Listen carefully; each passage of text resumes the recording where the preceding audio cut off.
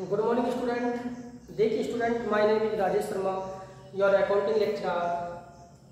देखिए ये जो वीडियो है वो फॉर 11th क्लास के लिए है, कॉमर्स स्टूडेंट्स के लिए। देखिए सब्जेक्ट है अकाउंटिंग। तो हमने इस वीडियो में object of book keeping and accountancy, पुस्तक पालन एवं लेखाकरण के उद्देश्य, इसके बारे में हम आज इस वीडियो में एक्सप्लेन करेंगे कि पुस्तक पालन और लेखाकरण के क्या उद्देश्य होते हैं। लास्ट वीडियो में मैंने आपको meaning and definition of book keeping and accountancy and difference between book keeping and accountancy, ये टॉपिक एक्सप्लेन कराए थे। आज भी इस टॉपिक को देखेंगे सभी स्टूडेंट। बहुत ही इजी और बहुत ही सिंपल टॉपिक है, सिर्फ आपको थोड़ा सा स्टडी करनी है, उसके बाद आप खुद समझ जाओगे। देखिए स्टूडेंट, उद्देश्य फर्स्ट, पुस्तक पालन और लेखाकरण के उद्देश्य में जो फर्स्ट पॉइंट है, क्रय विक्रय तथा रहने का ज्ञान। देखिए बुक कीपिंग एंड अकाउंटेंसी करने से हमें किसी भी बिजनेस के क्रय का, विक्रय का और रहतिया का ज्ञान होता है कि हमारे बिजनेस में कितने रुपए का हमने परचेज किया, एक निश्चित अवधि में हमने अपने बिजनेस में कितने रुपए का माल परचेज किया या हमने कितने रुपए का माल विक्रय किया, तथा वर्ष के अंत में हमारे पास कितना स्टॉक या माल शेष है। इस चीज की जानकारी हमें बुक कीपिंग एंड अकाउंटेंसी करने से पता चलता है। सेकंड पॉइंट, रोकड़ स्थिति का ज्ञान।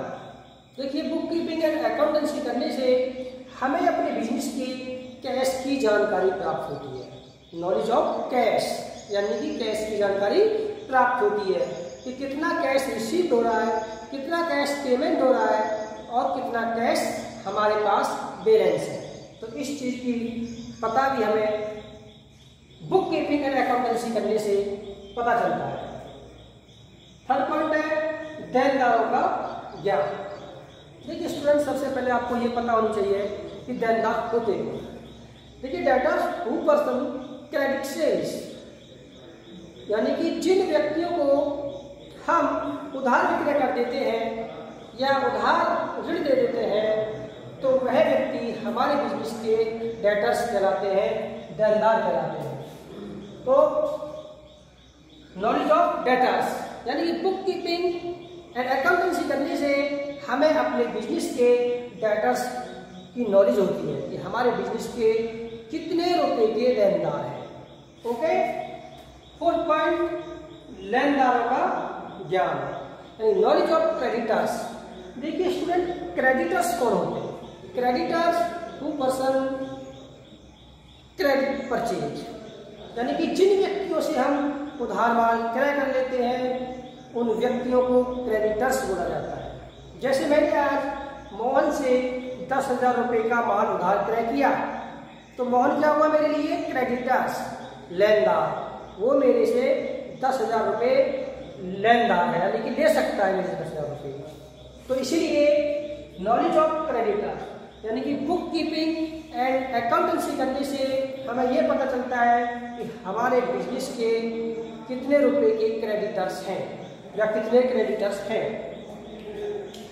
नेक्स्ट पॉइंट, फिफ्थ, आय व्यय का ज्ञान। आय व्यय का ज्ञान, knowledge of income and expenses, यानी कि हमें बुक कीपिंग एंड अकाउंटेंसी करने से यह पता चलता है कि हमारे बिजनेस की कितनी इनकम है या हमारे बिजनेस के कितने एक्सपेंसेस हैं, ये हमें बुक कीपिंग करने से पता चलता है। 6 पॉइंट, पूंजी एवं आहरण का ज्ञान। देखिए बुक कीपिंग एंड अकाउंटेंसी करने से हमें यह पता चलता है कि हमारे बिजनेस की पूंजी की स्थिति क्या है, पूंजी बढ़ रही है या घट रही है। इस चीज का पता हमें बुक कीपिंग करने से पता चलता है। या आहरण का ज्ञान, जब बिजनेसमैन अपने पर्सनल यूज के लिए बिजनेस से रुपया या माल निकाल लेता है तो वह आहरण कहलाता है। बिजनेस उस मालिक के लिए ड्राइंग होता है। जैसे मेरा कोई बिजनेस है, फॉर एग्जाम्पल मेरा बिजनेस है बाइक बनाने का। मेरे यहाँ पर बाइक असेंबल होती है, पूरी बाइक बनके तैयार होती है और मैंने अपने बिजनेस से एक बाइक अपने प्रयोग के लिए निकाल ली, अपने प्रयोग के लिए निकाल ली, तो वो मेरा क्या हुआ? Personal use. यानी कि मैंने अपने बिजनेस से अपना ही माल पर्सनल यूज करने के लिए निकाल लिया है, तो वो ड्राइंग होता है। तो इस चीज का यानी कि आहरण का ज्ञान, इस ड्राइंग का ज्ञान भी हम बुक कीपिंग एंड अकाउंटेंसी करने से पता लगाते हैं। 7 पॉइंट, आर्थिक स्थिति का ज्ञान। बुक कीपिंग एंड अकाउंटेंसी करने से हमें बिजनेस की आर्थिक स्थिति का सही पता लगाते हैं, क्योंकि अकाउंटेंसी में आर्थिक चिट्ठा तैयार किया जाता है, बिजनेस की बैलेंस शीट तैयार की जाती है, जिससे हमें यह पता चलता है कि हमारा बिजनेस की असेस्ट कितनी है, हमारे बिजनेस की लायबिलिटीज कितनी है, हमारा बिजनेस प्रोग्रेस कर रहा है या नहीं कर रहा है। ये सारी जानकारी हमें बैलेंस शीट के माध्यम से प्राप्त होती है। तो बुक कीपिंग एंड अकाउंटेंसी से हमें यह पता चलता है कि हमारे बिजनेस की फाइनेंशियल कंडीशन कैसी है, यानी कि आर्थिक स्थिति कैसी है। नेक्स्ट 8 पॉइंट, लाभ हानि के कारणों का ज्ञान। लाभ हानि के कारणों का ज्ञान। देखिए, आपको पता होगा कि कोई भी बिजनेस है, वो बिजनेस जब हम ओपन करते हैं तो उसका मेन ऑब्जेक्ट होता है प्रॉफिट कमाना। तो यदि हमारे बिजनेस का प्रॉफिट बढ़ रहा है तो उसके क्या रीजन है? लगातार हमारे बिजनेस का प्रॉफिट बढ़ रहा है, अब की बार भी प्रॉफिट बढ़ा, लास्ट ईयर भी प्रॉफिट हमारा बढ़ा, नेक्स्ट ईयर भी प्रॉफिट बढ़ सकता है, तो उस प्रॉफिट को बढ़ने के क्या क्या कारण है, इस चीज का पता हमें पुस्तपालन या अकाउंटेंसी से पता लगा सकते हैं। या हानि का कारण, प्रॉफिट भी हो सकता है, लॉस भी हो सकता है, यानी कि जो प्रॉफिट या लॉस हमारे बिजनेस में हो रहा है उसके क्या रीजन है, तो इस चीज का पता हम बुक कीपिंग एंड अकाउंटेंसी से लगा लेते हैं। नंबर 9 पॉइंट, भावी आवश्यकताओं का अनुमान। भावी आवश्यकताओं का अनुमान, इसका मतलब होता है कि हमें अपने बिजनेस में भविष्य में किन किन साधनों की या किस किस माल की या कितने रुपए की आवश्यकता हो सकती है।